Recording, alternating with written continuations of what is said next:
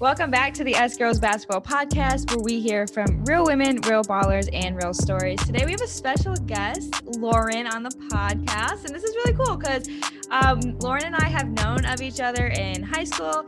We our colleges played against each other, I think once, and she's just been somebody like in the area where I grew up, and then obviously Emma knows Lauren, so that's cool. We have like a lot of connections here on the podcast today, and I'm really excited. But first of all, hey Lauren, how you doing? Give us a little introduction of who you are. Okay, so what's up, guys? Thanks for having me. I'm doing good. I'm just trying to find a job right now, but that will happen. I graduated from St. Francis in 2020, and I played 3 years there. I tore my ACL my sophomore year, so I redshirted that year, and then I came back and I played 2 more years, and then I decided not to take my senior year, just mentally, and a whole bunch of things happened. But yeah, so now here I am. Yes, for That's sure. awesome. Well, we're super excited to have you on, and we have a little tradition on the podcast, and we ask every guest, what is the biggest piece of advice you would give your younger basketball self? Okay, so there's actually a lot of advice I would give my younger self, Love but it. Yeah, we're here, list it all. oh god. No, the most important piece of advice I would say, just like staying the course and not getting discouraged when it comes to seeing, like, in AAU, you're on a team with a whole bunch of really good players, and then you grow up knowing and playing against all these really great players, and you're still trying to find like your role in the way that colleges may fit you into their program, and it can be very discouraging. But you just got to stay the course and not compare yourself to the other players and the other offers that they're getting, because at the end of the day, if you put the work in and just be confident and believe in yourself, it's gonna pay off. And that's what Mhm. happened for me. It got really discouraging for a little bit, but I just stayed the course and finally ended up That's at a huge, yeah. college where I belonged and fit in at. That's awesome. We talk a lot That is about big. in life, we talk a lot about the valleys and the mountaintops, the valleys and the mountaintops. Like we're in this constant like switch, I feel like. Mhm. And I like how you said like staying the course and like finding like your fit and not feeling discouraged, because a lot of times we find the biggest blessings in our lives in those valleys and the biggest like lessons that we've learned in that. And that's like really important, because I know, as all you guys know listening to this, Emma's story, my story. Now you're learning a little bit more about Lauren's. Like we all have had those valleys of like discouragement and not knowing where to go and not knowing what we should do. But now, like when we're out of it and like looking like, oh wow, like I learned a lot, or that was actually, I needed that. As much as it sucked, I needed that. So to hear you say that was really important, because I feel like as athletes, like obviously, I think it's a given to be somewhat of a perfectionist and as an athlete. Like we want to be good at everything. So it's like, I think Yeah. that's kind of a given. I think some of us have levels to it, but we all want to be good, but we forget like we are allowed to mess up. Like we're allowed Mhm. to not have a good game. We're allowed to not have a good practice, even a good season. As that, like that's not fun, but It we're happens, allowed. yeah. It happens. So it's like being super aware of that. And like you said, staying the course and not being discouraged. That's like massive. That's huge. Yeah. I really liked how you touched on right away, like finding your role, but also you need to know your role too. Because if you're going to a college, and we've talked about this on multiple podcasts, like when you go on visits, you have that extreme high and you're like, oh, this college wants me, like I want to go here, but you're not being like realistic. And in those moments, you need to be realistic, because if they're trying to throw you in a role that you're not comfortable in, or you haven't even been in, like throughout AAU, throughout your college years, that's Mhm. kind of a red flag right there, because guarantee you there is a college out there that you can play your role. You can play the spot that you've always played for your life. You can get better at that spot too. So also knowing like where you stand and what you're good at is a big part in knowing like where your journey's about to go. Because last thing I'd want to do is, I'm a shooting guard. I don't want to be no point guard at college level. Are you kidding me? Are you kidding me? Do you see how fast those little guards are that have to guard you? No. You would get like 5 steals on me a game, and then I just wouldn't want to touch the ball. Like, That was you know what I me. mean? I wanted to steal Exactly. the ball. Exactly. So like knowing like what you're good at and even your strengths and weaknesses is huge, so you can get the right spot in your college program, wherever that is in the world. Big. I feel like just being like realistic with yourself when it comes to that is a big thing too, because you guys know so many people put pressure on the D1 thing, going D1, going D2, even D3, when there's like other options. A lot of, I feel like kids get their heads wrapped around the whole fact that they want to play D1 or they failed, but it's not the case. At any level you play, that's just, it's the biggest accomplishment for yourself. That's how I feel. Yeah. But Oh, for sure. We And talk that's about that kind all of the time. exactly, I was going to say that is like one of our biggest messages. Like, no matter what level you're at, the success is there because you are part of like it's like the 1.2 or 0.08 population of girls that are playing college basketball. Like, and that is like D1, D2, D3, NAI, like that's college basketball. It's not just D1. You still made it. Exactly. Yeah. You still put in the work. It at every single level, it's not just D1. You have to put the work in at every single level. So I think that's really important for younger girls to know, like, it's okay. You just have to be realistic with yourself. Yeah, Definitely. exactly. No, I agree.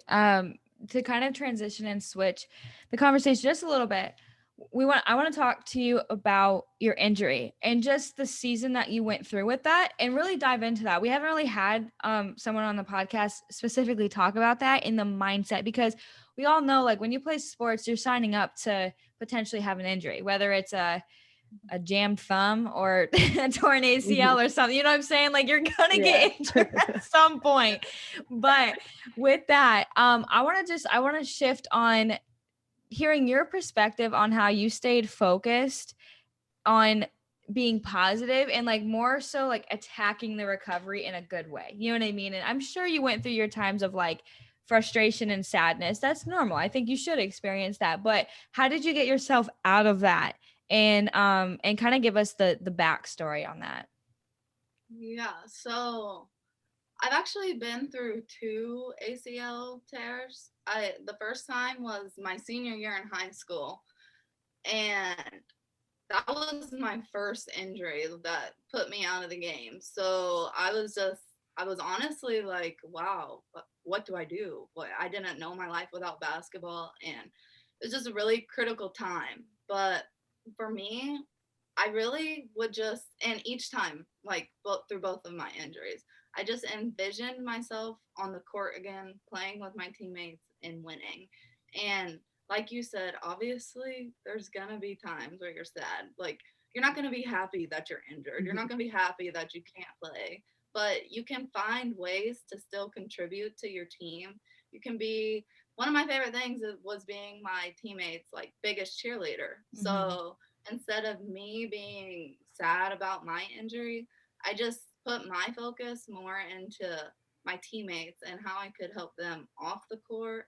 And then as well, like going through therapy, I was doing that every single day, and it sucked, but I would envision myself on the court playing again, and I knew I wouldn't be able to play again if I didn't do the therapy and stayed the course. Yeah, definitely. No, for sure. With that, I want to ask like a side question too, because I think this is super important and we talk about it a lot, like when it happens, but we don't, I feel like, give people the right tools on how to succeed in this. You mentioned a little bit about being your teammates' cheerleaders, but how are ways that you can impact your team off the court? So what are like, can you name some specific things that you did other than maybe cheering them on, other than this, but like, what are some things that you felt still a part of the team without being on the court? Because this is crucial. Like, this is something that I figured out.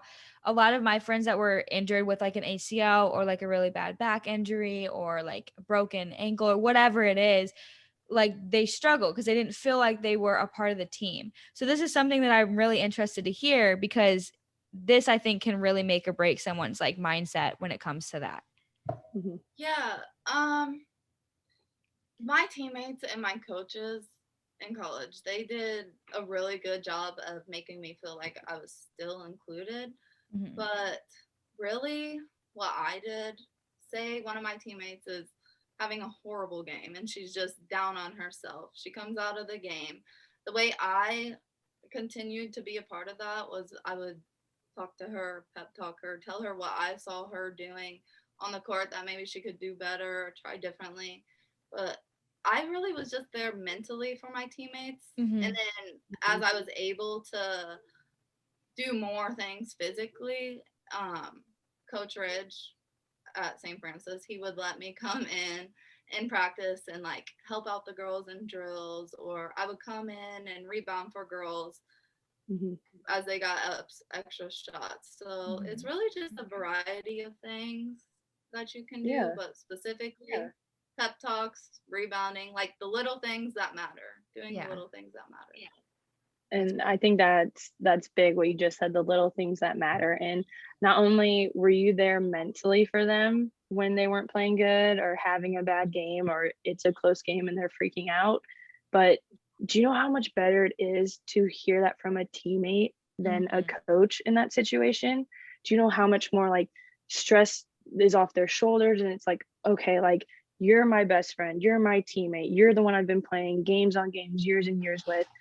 I'm going to listen to you. I'm not saying like we don't listen to our coaches, we do, but in the heat of the moment, or even when we're going through some things we don't think our coaches can necessarily relate to in that time, it is nice to have someone right next to you be like, hey, dude, chill, breathe, come on now. Like you Yeah. know how to play basketball. Like, I don't know, for me, I think that is huge, especially this past year. I was done playing, but I still had one more year of school to do. So I was Yeah. thankfully enough allowed to be an assistant coach. And I can't tell you how many of the girls I just played with the previous year, just like less than 6 months ago, would come up to me and be like, can I talk to you about this? Because this is happening in practice or this happened in the game. And I don't want to talk to the coach. I don't really want to talk to anyone else, but like I played with you. Like, you know where I'm coming from. Or even when I would give them advice, they would look at me. They would look at me with their ears and their eyes and be like, okay. And then they would go do it. And just having that like level of relationship to be able to connect in those moments, even when you're going through what you're going through, that makes them have a sense of like humbleness to be like, you know what, I'm not in her position, but she's taking this position she's in way better than what I would be. And she's giving back to me and she's reaching back out and helping my mindset. And I think that's huge to have someone there mentally for you, even when you are the one that's hurt. That says so much about your character, who you are, and then being able to come back into practices and help with drills. Like that gets your teammates going. If that didn't get you going, I'm sure it got like a lot of them going, Yeah. just like your presence walking into the gym. Because let's face it, when one person's down, you notice it in the room, you notice it in the gym. So being able to stay connected that way, that was huge. That definitely, I can guarantee, got you and the girls through a lot of rough times, even if they didn't really say it. Yeah, for sure. Yeah, and I think too, piggybacking off of what you had to say, I know when, I've had my fair share of teammates who were hurt out for like the season, and I had a stress fracture, and so I was out for like, I don't know, a month plus, or so, I don't know what it was, but it was like a long Yeah. time, enough to take me out of a good portion of the season. And it when you have a teammate that is showing up when they can't show up fully, like on the court, it makes me want to work harder, because it's like, it's a blessing that I'm still able to be on the court, but I also want to work hard for her, because I know that Mhm. she would be dying right now to be in this position, and I don't want to let her down, like, type of thing. So I feel like as an athlete, if you're injured, like, think about that. Think about how you can contribute to the team in a positive way, because just because you're not scoring or getting assists or rebounding or whatever, you still have a crucial part. Like, I mean, one of my teammates that was injured for most of the time that I was like with her, for she was someone that I wanted to play for all the time, because I just loved her to death. She was so encouraging to me. She listened to me when I was feeling down, when it was like maybe I shouldn't be complaining about this, but she was there. And it's like you kind of, and I feel like that builds like a team bondness too, which is Yeah. Oh yeah. super, just like, it's special in general with that. But to Lauren, how would you, or what would you say was like one of the biggest lessons during your recovery process? As much as you say, like, stay the course.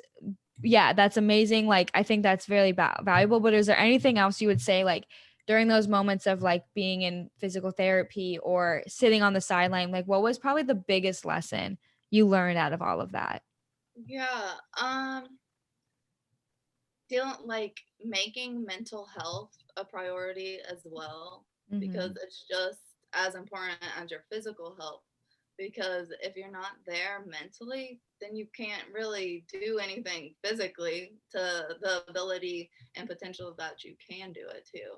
So that really was a big one. And then just staying consistent and listening to your body, because there will be days where your body will tell you, no, take a break, and you have to listen to your body. And even though like you want to go hard every single day to get back, your body still needs rest too. And say you take one day off, just go hard the next day. It's okay to take days off. Just don't make that like a daily thing. Yeah, exactly. For sure. I think that's big, especially in the world we live in where injuries are more prevalent. I don't know. I was watching the NBA finals and they were like putting this list of all these players that had been injured, from like Trae Young to Giannis to even people, big time players that are missing the entire playoffs because of injuries. And it's just like, when do we get to a point where it's like, yes, we love watching these people play, we want to watch them play, but hold up, they're humans too. They need to rest, they need to recuperate, they need to take their time to better their own body, because injuries come and go like all the time, but so do players. And if we can treat these injuries correctly, then guess what, your favorite players get to come back. And that is just a big thing I know that's been like advocated like on the bigger stages of basketball too lately, is proper like nutrition, how to eat, how to treat your body and take care of it, especially in the times when you are going through an injury. I remember I had a torn ligament in my hand going into my senior year of high school, and I was like full on casted up, and my arm lost probably like 5 pounds of muscle in one arm. And it's just like, okay, like what do I do now? Like I need to get my body right, even though I miss playing this game. And it's just like the constant like effort to listen to your body, to keep going into physical therapy, to keep waking up and staying the course. That's going to get you back to not even know your body better, but maybe even perform better, and even know like, hey, something doesn't feel right, so maybe an injury is coming on.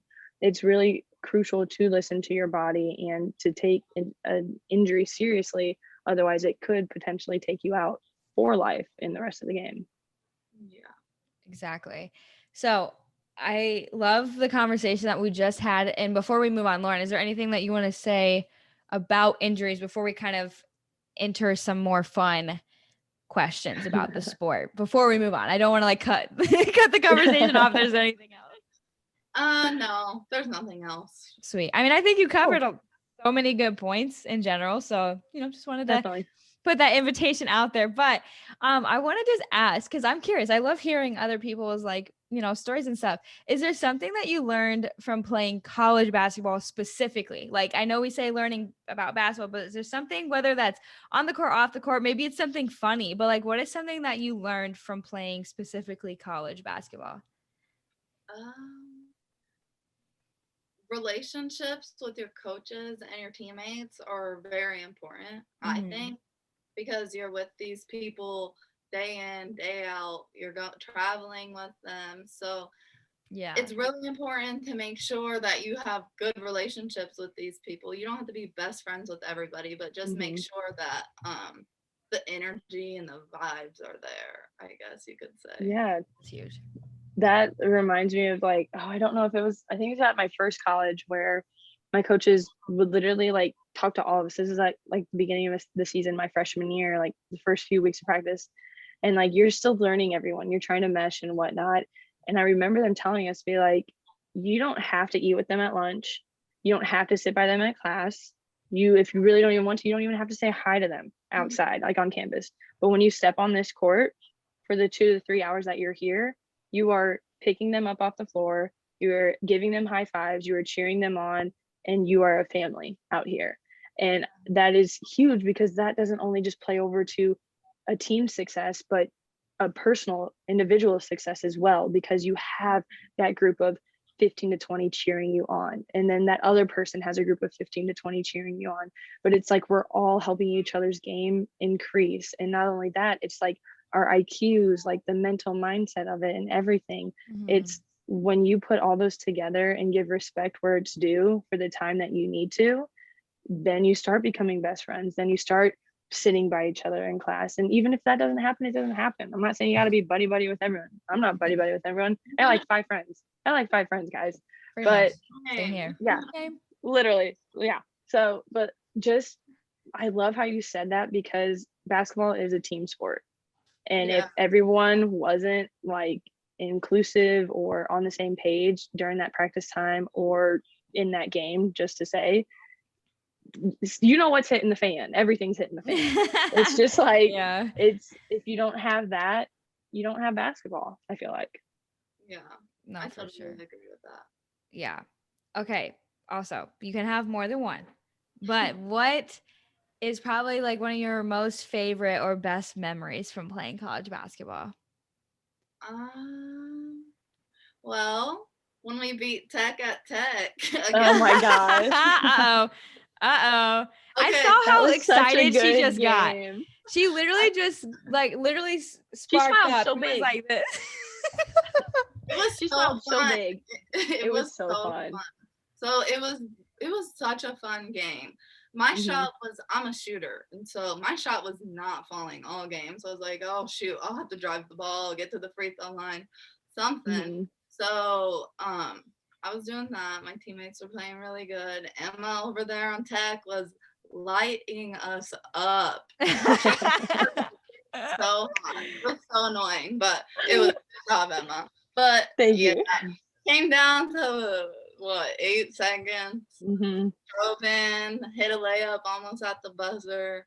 We ended up winning by 1, and then it was New Year's Eve, so coach let us have the next day off, and all of us had fun and celebrated. I love it. No, that game though, it was like, I want to say that is in one of my top favorite games as well, despite what it said on the scoreboard. But I grew up with these girls, playing against them, playing with them. And I know the same can be said for you too, Lauren.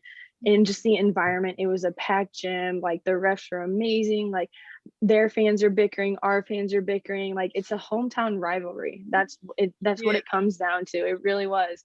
And it was nothing that I expected less to be. I mean, it came down to the final buzzer. Like at halftime, it was still just as close of a game. It was like everyone gave their heart. And it's like at one moment you're joking, like, oh, I can't believe you made that, Lauren, or like, Emma, why'd you do that?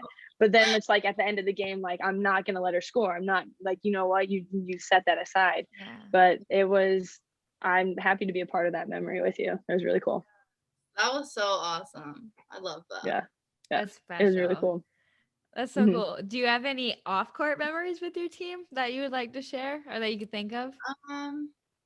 Yeah, really, I've met my best friends through basketball, so just hanging out with them and making memories with them. I don't really have anything specific, but I know that my best memories do come from the girls that I played basketball with, because you become best friends with those girls. Yeah, it is really special because like you value those times where like we lived in like the same apartment building, so I would go up to their apartment all the time and hang out with them and have those fun conversations, or even deep conversations, like those heart to hearts. Or like I was really close with the girls who were 2 years older than me. So even just them seeing my struggles and stuff, and like them just being able to pick me up and say, no, I got you type of thing, and help me through, and almost be like this, like, I had some girls on my team that were very motherly figures. Like they just were moms at heart. So it was almost like my mom that was 2 years older than me. That's kind of weird, but like, that's just how like they were.